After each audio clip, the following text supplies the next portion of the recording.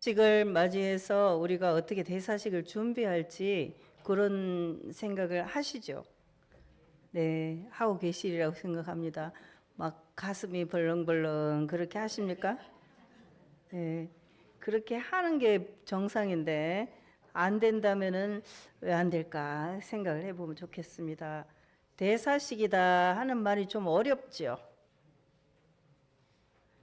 대사식이라는 말이 무슨 뜻인지 좀 어려울 수 있을 것 같아서 길에다가 홍보탑도 세워놓고 현수막도 많이 붙여놓고 그랬는데 대사식이 대체 뭐지? 이렇게 생각하실 것 같아서 대사식에 대한 설명하고 옛날 대사식은 어땠는지 또 어떤 역사가 있는지 또 새 종법사님은 어떤 분인지 이걸 우리가 알고 대사식에 참석하시면 좋겠죠. 네, 거의 뭐 조용하라고 하니까 대답할 때도 조용하고 그러십니다. 조용할 때는 조용하고 또 대답할 때는 하고 그래야 돼요. 대사식이라고 할 때 대자는 머리 위에 올려놓는다, 받든다 그런 뜻입니다. 그래서 새 종법사의 취임을 축하한다. 우리가 받들어서 축하한다. 그런 뜻이 들었어요. 대자. 그리고 사라는 것은 사양하다, 물러나다, 그만두다 그런 뜻이 들어 있습니다. 그래서 지금 현 종법사님이 임기를 마치고 퇴임하는 것을 말합니다.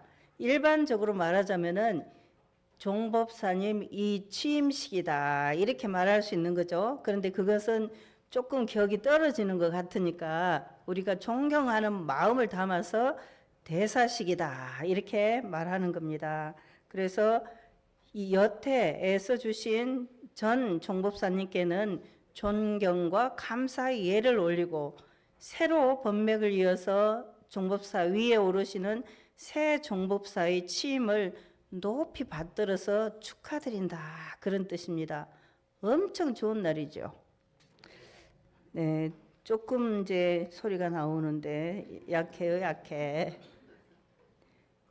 지금 우리 종법사님을 보면은 대사식이라는 용어는 언제부터 사용이 됐을까요? 혹시 기억나세요? 대사식? 원불교에서 대사식을 했다. 그래가지고 일반 일간지에 대서특필이 됐어요. 언제입니까, 그거는?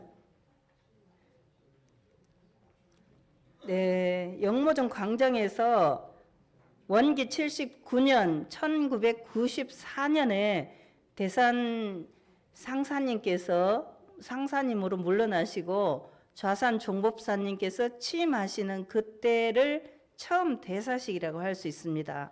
그러니까 그 당시에 보면은 불교에서 송얼주 스님이 총무원장을 이분은 이제 여러 번 하셨어요. 그런데 총무원장이 되실 때 일반 일간지의 뉴스에 뭐가 나왔습니까? 너무 질문을 많이 하면 또 좀 싫어하시더라고.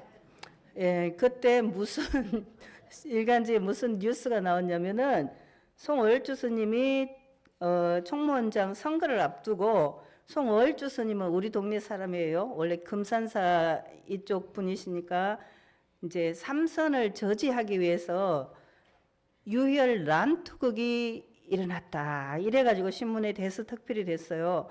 그게 1998년 그때이니까 우리가 대사식 할 처음에 불교에서는 그런 일이 일어난 거예요. 사실은 불교에서 총무원장을 뽑을 때 이런 뭐 깡패가 동원되고 이런 것은 조선 구한말 일제강점기에 그 원인이 있습니다. 불교의 잘못만은 아니에요. 그 당시에 일본이 일제가 한국 불교를 황도 불교화 시키기 위해서 스님들을 결혼을 많이 시킨 거예요. 조선시대에는 숭유 억불 정책을 폈죠. 그래서 스님이 된다고 하면은 굉장히 안 좋은 걸 생각했어요. 선비는 우대하고 불교는 하대하는 그런 시대였기 때문에. 그런데 일제강점기에는 일제가 우리나라 스님들을 결혼을 막 시킨 거예요. 그런데 결혼을 막 시키고 해방이 된 다음에 사람들이 이제 아유 절에 보니까 스님들이 있는데 애기 기저귀가 많이 늘려있네. 보기 싫다. 이래가지고 대처성을 내쫓는 걸 한 거예요. 대처성을 내쫓았어요.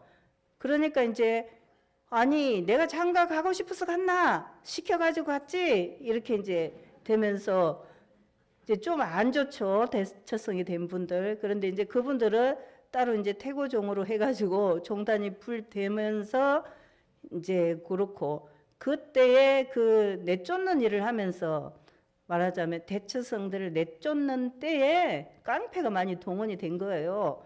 그래서 총무원장 선거 때 종종 그런 일이 생기는 것은 스님들만의 잘못이 아니고 그 전에 다른 잘못이 있었기 때문에 그렇게 됐어요. 그런데 원불교에서 보니까 아니 종법사님이 살아 계시는데 새 종법사님을 모셨네. 그것도 아무런 부작용 없이. 그러니까 불교라든지 이런 것을 많이 봐온 사람들이 보기에 어머 원불교는 참 조용하게 잘하네 이런 생각을 한 거죠. 그때가 바로 대산 종사님께서 물러나신 원기 79년, 지금 109년이니까 30년 전이에요. 그때 대사식을 정말 편안하게 안정적으로 치렀고 그 당시에 그 아직도 생생해요. 영모전 광장에서 대사식 할 때 그 광경이 참으로 우리들에게도 감격스러웠어요. 대산 상사님께서 편찮으셔서 그러기도 했지만은 살아 계실 때 이제 새 종법사님을 모신 거잖아요. 보통 임금도 임금의 아들이 되면 좀 불편해요. 임금은 항상 자기 자식이 내 자리를 노리나 이래가지고 그 자기의 권력에 도전하는 사람을 절대로 용서하지 않죠. 그래서 태종 이방원 같은 경우는 막 정말 굉장히 무섭게 했잖아요. 무섭게 했는데 그 뒤에도 임금들이 되면 그런 문제가 있었어요. 근데 우리 대산 종사님께서 좌산 종법사님을 새로 옹립을 하시면서 대사식을 정말 아름답게 치렀고 그 뒤에 좌사님께서 경사님께, 경사님께서 전사님께, 전사님께서 이제 내일 모레 3일날 왕산 종법사님께 그 종법사 자리를 물려주는 대사식을 하게 됐습니다. 그래서 대사식은 벌써 4번째예요. 그러니까 원불교 문화는 종법사도 선거로 선출을 해서 평화롭게 진행되더라 하는 것이 우리의 자랑스러운 문화고 외부 사람들이 우리를 볼 때는 아, 참 원불교 좋구나, 원불교 부럽네 이런 생각을 하는 그런 날이에요. 그러니까 우리에게 얼마나 기쁘고 좋은 날입니까? 그리고 특히 이제 올해는 4대 1회를 시작하는 그 새 4대를 시작하는 말하자면 첫 해이기 때문에 더 의미가 있다 이렇게 생각할 수 있습니다. 그러면 그 전에 대종사님은 당신께서 대각을 하시니까 자연히 이제 지금 종법사하고 비슷한 위이지만 종법사라는 용어로 부르지는 않았어요. 종사주라고 그랬죠. 종사주. 그 전에는 종부주다 그랬어요. 아버지 중에서도 최고 큰 아버지다 이렇게 하는 종부주로 하다가 종사주로 하다가 대종사님 이렇게 이제 부르게 됐어요. 바뀌었고 그리고 대종사님께서 열반하시니까 대종사님 언제 열반하셨습니까? 원기 28년 1943년에 열반하시니까 이제 정산 종사님께서 그냥 대사식이 아니라 열반 후에 위를 이어받아서 종법사가 되신 그런 경우고 또 정산 종사님께서 언제 열반하셨습니까? 원기 47년 1962년 62년 이후에 태어난 사람들은 정산 종사님을 못 본 분들이죠. 그때 열반을 하시니까 대산 종사님께서 이제 위를 이어받아서 새 종법사가 되신 거죠. 그렇게 했고 그 뒤에는 계속 살아 계시는 동안에 선거를 통해서 대사식을 하게 됐습니다. 그리고 지금 우리가 이제 곧 대사식을 맡게 됐어요. 이제 지금 여기 교도님들은 엄청 행운인 것 같아요. 대종사님 탄생 100주년, 정산종사님 탄생 100주년, 대산종사님 탄생 100주년, 원기 101년에 원불교 100주년 기념 행사를 상암월드 경기장에서 하고 또 대사식을 여러 번 보고 그랬으니까 원불교 역사에서 중요한 순간에 다 있었다는 거 아니겠어요? 너무 좋지요. 저도 그것을 큰 복으로 생각하고 있어요. 그래서 굉장히 감사하게 생각하고 있습니다. 이제 대종사님께서는 우리 교법을 펴셨고 대종사님께서 당시의 시대를 말씀하실 때에 시대에 이 세상에 처음에 개교의 동기에서 뭐라고 말씀하셨습니까? 물질이 개벽되니 정신을 개벽하자 그렇게 하셨는데 그 당시의 사람들에게는 병이 들었다. 병, 무슨 병이 들었다고 하셨습니까? 돈의 병, 원망병, 의뢰하는 병, 그런 병이 들었다. 그것이 지금 일상수행의요법 5조, 6조, 7조, 8조, 9조 거기에 나오는 그것이 다 당시에 대종사님께서 병으로 말씀하신 그런 내용이에요. 그러니까 병든 사회를 잘 치료를 해야 된다. 그렇게 해서 정신개벽으로 고해에서 헤매는 중생들을 광대무량한 낙원으로 인도하자는 것이 대종사님께서 우리 원불교를 펴신 내용이에요. 불법연구회 창립 선언 하실 때 그 당시에 창립의 내용으로 보실 때 대종사님 뭐라고 말씀하셨냐면 치중에 있던 우리, 혼몽 중에 있던 우리, 술이 취하면 어때요? 정신이 없죠. 그래서 정신이 없어가지고 그냥 아이고 전봇대가 나한테 달려든다 이렇게 말을 한답니다. 술이 취하면 혼몽 중에 꿈에는 그냥 엄청 웃기는 일이 다 생기잖아요. 꿈에는 그런 세상, 그 병든 세상을 고쳐서 정신개벽 낙원 세상을 만들자는 게 대종사님께서 교법을 펴신 내용이고 정산종사님께서는 대종사님께서 말씀해 주신 그 법문을 잘 정리하셔가지고 이 교서를 주로 편찬하셨어요. 정산종사님께서. 그리고 대산종사님께서는 교화 3대 사업을 주창을 하셨죠. 교화 3대 사업, 교화단 분리기, 또 교도 분리기, 교당 분리기 이런 3대 사업을 하셔갖고 우리 응타원님의 시어머니신 연타원 김일주 교도님은 당시에 광주교당에서 교화를 최고 많이 한 상을 받기도 하고 그랬어요. 그런데 대종사님 계실 때도 원불교의 3대 여걸이라고 하는 장적조, 박사시아, 최도아 그런 분들은 그냥 옆에 버스 타고 갈 때, 기차 타고 갈 때 옆에 앉은 사람을 다 입교를 시키시고 장적조 선생님은 만주 목단강까지 가서 교화를 하시고 그러셨죠.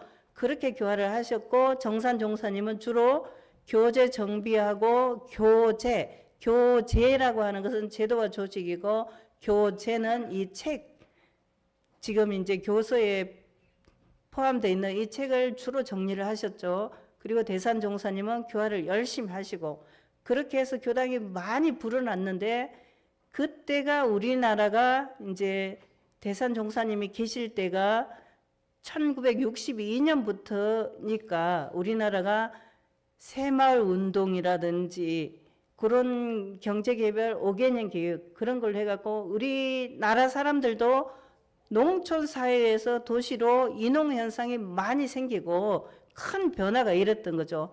우리나라도 비로소 밥을 먹고 살게 되는 그런 때가 대산종사님 시절이에요.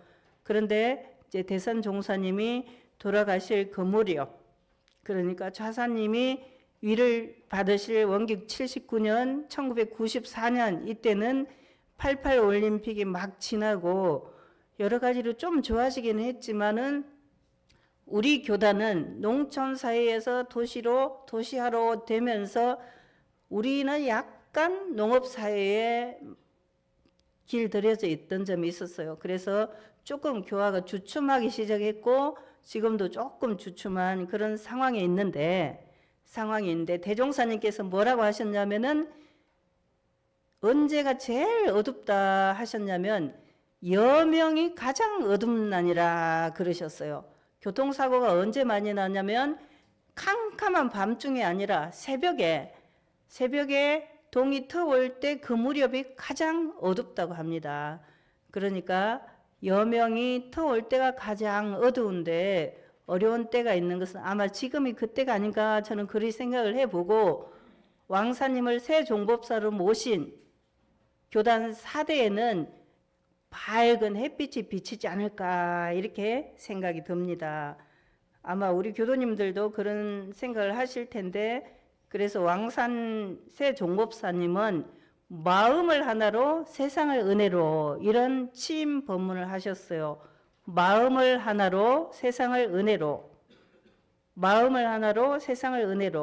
그런 취임 법문을 하셨는데 취임 법문을 왕사님은 정말 그야말로 원불교 사람이에요. 우리 요사님이나 진타원님 이런 분들이 그야말로 원불교 사람이거든요. 그냥 태어날 때부터 원불교여가지고 바꿀 수가 없는 그런 분이죠. 근데 우리 왕사님도 그런 분이에요. 익산시 북일면 신용리 344-2번지 그 번지가 원광대학교하고 청부가 다 그 번지예요. 거기서 태어나가지고 거기서 평생 살고 평생 교무를 하니까 그냥 그야말로 원불교 사람인 그런 분이 종법사님이 되신 거예요. 그러니까 그냥 정말로 원불교 사람이다. 저 같은 경우는 태어날 때 원불교인이 아니었던 거잖아요. 그런데 우리 왕사님은 태어날 때부터 원불교인 그런 분이에요. 이제 1949년생이시고 53년 원기 53년에 출가를 하셨어요. 그래서 교학대 서원관 이제 사감님 교화부 총무부 왕사님은 그냥 행정의 달인이에요. 총부에서 평생 거의 사신 편이에요. 교화에 나간 거 몇 년 빼고. 그리고 대학원대학교 총장을 3년 하실 때 제가 대학원대학교에 있었어요. 처음에 들어가서는 봉타원 김형철 총장님을 모셨고 그 다음에 왕사님이 오셨고 왕사님이 가시고 명산 허강영 교무님이 총장을 하셨어요. 그래서 이제 저도 3년간 대학원대학교에서 모셨죠. 그리고 그 뒤에 충북 교구장 하면서 청주교당에 계셨고 서울교구장 하시면서 서울교당에 계셨고 중도 훈련원 원장 하시고 퇴임을 하셨죠. 그래서 법납은 47년이 돼요. 이 왕사님이 새 종법사님이 되셨어요. 왕사님은 어떤 분이냐면 원불교의 구석구석을 너무 잘 알으세요. 너무 잘 알아요. 그래서 예를 들면 총부 구석구석도 너무 잘 알고 하여간 그냥 표현은 잘 안 하셔요. 그 대신에 밖으로 드러내서 이렇다 저렇다 그런 말씀은 평소에도 잘 안 하셨어요. 그런데 너무 잘 아시고 예를 들면 휴대폰 있다 그러면 깨알 같은 글씨 그런 것도 다 읽어보시고 잘 알아요. 기계에 대해서도. 그런 왕사님을 종법사님으로 우리가 모시게 되었습니다. 그러니까 더 기대를 해봐도 좋겠다 이렇게 생각이 되고 우리가 교단 4대를 시작하면서 4대에 우리 기도문에 4대에 뭐를 내세웠다 그랬어요? 기도문에 그냥 맨날 기도문을 읽으니까 네 회복과 전환 이것이 교단을 새롭게 세상을 이롭게 이렇게 하는 캐치프레이즈를 내세웠어요 우리가. 그런데 왕사님께서 마음을 하나로 세상을 은혜로 이 취임 법문을 하셨고 이제 기자회견을 하실 때에 그 말씀을 하셨는데 마음을 하나로라는 말은 무슨 뜻일까요? 마음이 하나로 이 뜻은 무슨 뜻일까요? 네? 네, 성부를 말씀하신다. 그렇게 대답을 해 주셨어요. 기자들이 마음을 하나로가 무슨 뜻입니까? 이렇게 여쭤봤겠죠. 그랬더니 성불하는 것을 말하는 거다. 세상 모든 일이 어디로부터 비롯됐습니까? 마음으로부터 비롯이 됐죠. 모두가 마음에서 비롯이 됐어요. 그래서 이 마음을 잘 관리하고 잘 다스리고 잘 정리하고 진리를 깨닫는 것이 바로 성불인데, 그 성불하는 것을 마음을 하나로라는 말씀으로 표현을 해 주셨고, 세상을 은혜로 하셨거든요. 세상을 은혜로. 이거는 무슨 뜻일까요? 중생을 제도한다는 제중을 말씀하신 겁니다. 평소에 우리가 우리의 소원은 통일이고 우리의 서원은 성불 제중이다. 그 말씀을 많이 드렸죠. 우리 종법사님께서 마음을 하나로 부처가 되자는 것이고 세상을 은혜로 모든 중생을 제도하자는 것이다. 이렇게 기자들에게 말씀을 하셨고 그 취임 법문을 하신 거예요. 그러니까 우리는 새 종법사님을 모시고 공부의 방향을 앞으로는 새 종법사님께서 성불 제중을 중요하게 생각하시는구나. 이 일을 하시려고 하는구나. 우리도 같이 해야지. 이렇게 마음을 먹는 거예요. 그 말씀을 들으면서 마음을 먹어요. 그래서 이 일을 우리가 잘 해야겠다. 이렇게 생각하시면서 이제 대사식에 그냥 몸만 덜렁덜렁 이렇게 가면 안 되고, 대사식에 가실 때 나는 진리를 깨쳐서 부처가 돼야겠구나. 진리를 깨친 다음에 많은 중생을 제도하는 제중을 해야겠구나. 이 생각을 하시면서 가셔야 되는 거죠. 그래서 성불하고 제중을 하겠다. 이 결심을 하시고 그 행사에 참여를 하시는 거예요. 결국은 마음을 하나로 세상을 은혜로 이렇게 하는 일을 종법사님께서 취임 법무도 말씀하셨지만 그 일을 직접 현장에서 실천할 사람은 누구? 나다. 저는 민성효라고 할 거고 우리 교도님은 다 각자 자기다 이렇게 하실 겁니다. 그 우리 이제 기도문에 보면은 원불교를 모르는 사람한테도 원불교를 전하자 이렇게 돼 있어요. 그게 제중을 하자 그런 뜻입니다. 그러니까 지금 성불 제중이 나한테는 엄청 먼 이야기인가 이렇게 생각하시면 안 되고, 내가 지금부터 내가 앞으로 내가 내 주변에서 성불 제중을 해야겠구나 이렇게 생각하시고 그 노력을 계속 하시는 일이 내 일이구나 이렇게 생각을 하셔야 되겠습니다. 그것이 현재 우리가 대사식에 참여하면서 또 원불교 교도로서 행복하고 또 해야 할 일이다 이렇게 생각하실 수가 있습니다. 그 결심을 오늘 해보실까요? 여태 하셨지만은 다시 한번 새롭게 그 결심을 하시면서 왕산 새 종법사님을 모시는 대사식에 참여를 하시는 것이 좋겠습니다. 지금 많은 사람들이 종교와 멀어지고 있는 사람들이 많아요. 당장 누구냐? 그게 내 자식이잖아요.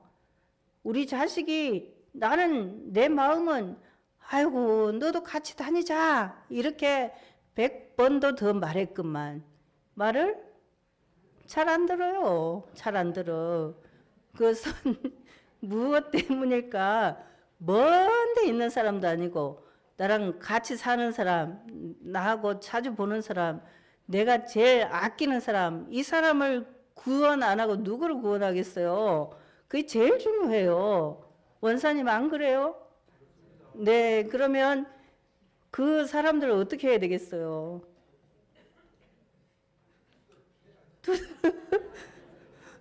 두드러 패면 안 올 것 같고 마음을 살살살살 달래주세요. 그렇게 해가지고 나오게.